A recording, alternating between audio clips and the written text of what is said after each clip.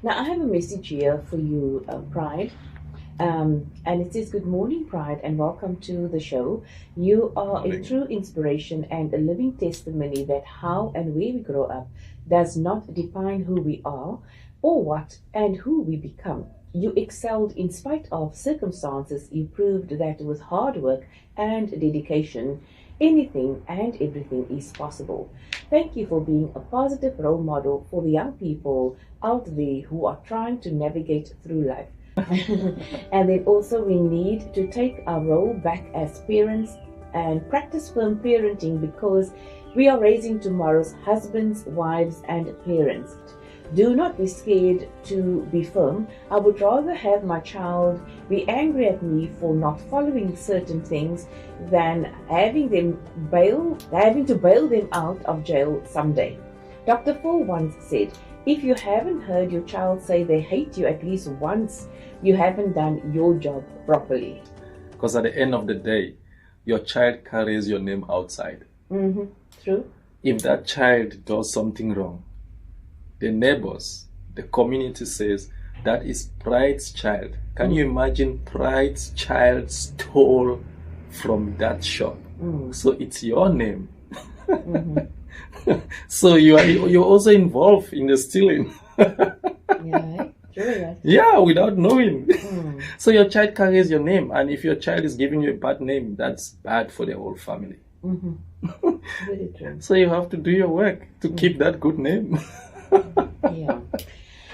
Right, let's move on to Women Moving Souls. So what inspired the establishment of this organization, and what exactly are you doing? Women are strong beings. My mom was an inspiration. Watching her at the age of 7 crying, she kept that smiling face. When I asked her, "Mom, what's happening?" she tells me, "No, nothing. Everything is fine." Yeah. But I could hear what's happening. And she kept that smiling face, trying to build me up, not to become like my dad. So that was already Women Moving Souls right there. Now, men have that opportunity to work hand in hand with women to create that change. Because as a man, you will only understand when you have a daughter and that daughter is being abused. That's when you will know that you need to support women in this journey. Fathers, they love their daughters. And that's the only motivation that I can give some of the men, because at the end of the day, we need to work hand in hand with women. So Women Moving Souls, me being part of Women Moving Souls, is showing my own part as a man trying to join women, and let's push that help, that encouragement, that love. We need that inter-human connectedness. That we need that. Yeah. We always need one another. But now we understand where Women Moving Souls come from, and then let's talk about the work that is being done through this organization. You know, the vision, the mission, the purpose of that. We need to educate our youth. It's very, very important. We do arts, singing, dancing, poetry. Now, with the literature side of it, 70% of children in the Cape Flats can't read and write, which is a big problem. They can dance, and they can sing. They can sing, but they can't read and write. The worst part of it is they can't express themselves. Fully agree with what you're saying, because you know the other stuff. Yeah. So we also advocate that speak properly. Let us use proper language when we speak with one another, be it in Afrikaans or in English. And the parents are the only ones that can make that change. We can't be saying we're blaming the government for this, for that, for this, for that, and our homes are not sorted yet. With the crimes in our communities now, we can't be blaming SAPS for crime. We cannot be doing that. But we prefer pointing fingers instead of taking ownership. So we're selling our power as parents. Because I will tell you this, that police officer you want to go stand there in the crime where the shooting or whatever is happening there, he also has his family. Mm-hmm. And many of them, unfortunately, have lost their lives. There we go. Right? And they are fathers, like you say. They Yes. are sons, they are husbands. Yes. They are brothers, they are uncles, two families. I'm as telling well. you, yeah. And I agree with you to the extent that, we are placing too much emphasis and we want to, as I've mentioned earlier, we want to advocate our responsibilities as parents, those who are parents. Yeah. And rather say no, but the teachers must educate this, SAPs must patrol my child and control my child, and so on and so forth. No, it is your duty. It's your duty. It's your God-given duty, Yes. for that matter. And we blame the teachers. Teachers, you're not doing your job. No. The teacher has a responsibility to teach, and you, the parent, you have your own duty. So you need to do your duty at home. And don't send that same responsibility for the teacher to do, because that teacher also has a child at home. Yeah. Because if I sort my home, my child is in your class, my child will not be rude to you.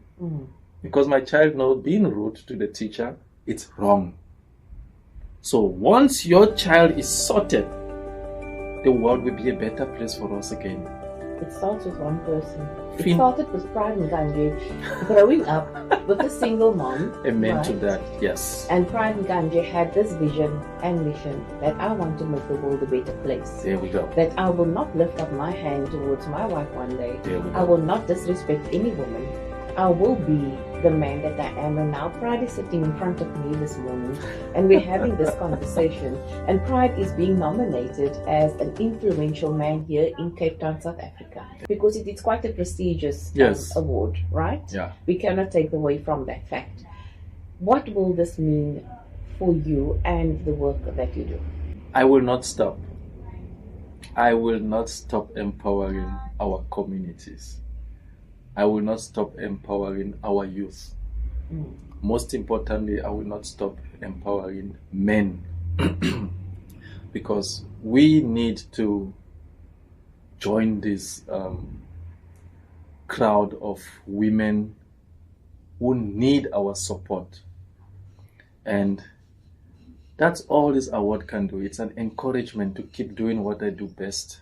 Well done to you for achieving that as well. Thank you.